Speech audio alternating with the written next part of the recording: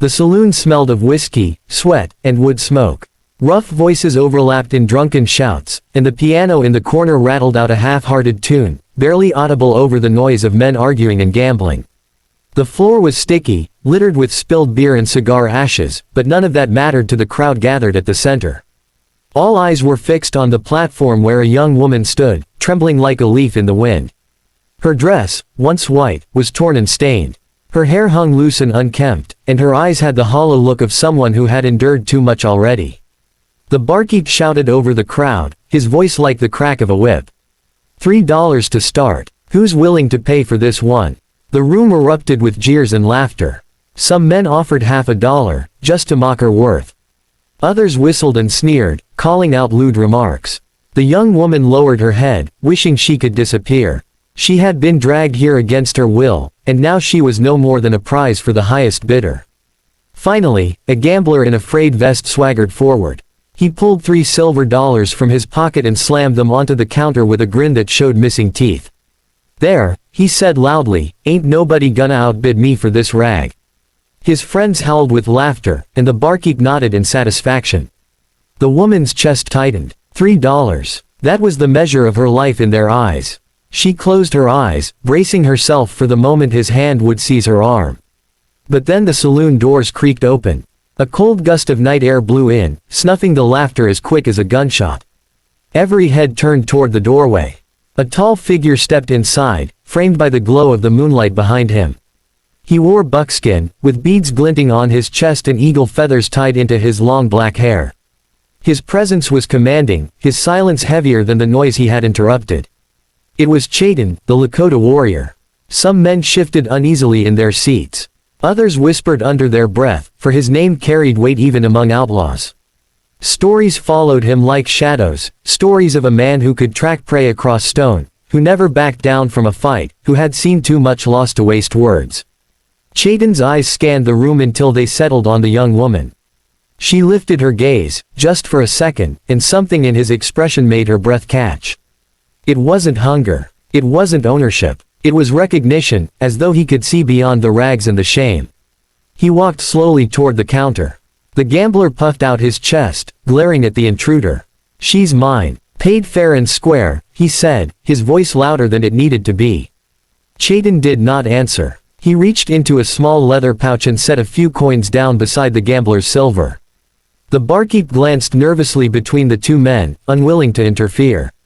The gambler sneered. "Think you can just buy her off me? She ain't worth the fight it'll bring." Still, Chayton said nothing. He turned his attention to the woman, his dark eyes calm, steady. He stepped closer until he stood before her.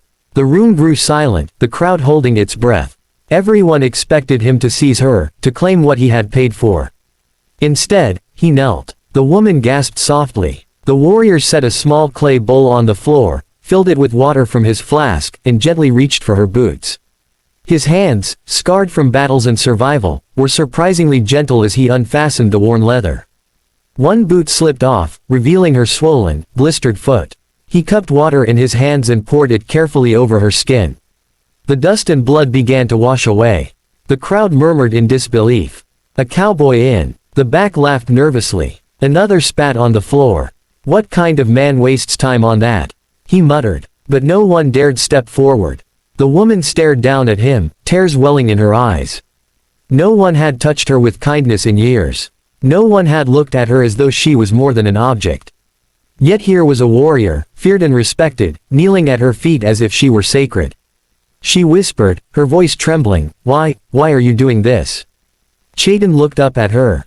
His voice was low, steady, carrying the weight of truth. "Because you are not what they say you are. You are not theirs to own." The words pierced her heart, shattering the chains she had worn inside herself. She covered her mouth, a sob escaping her throat. The gambler's face flushed with anger. "This is a joke. You can't just—" He reached forward, but one look from Chayton froze him in place.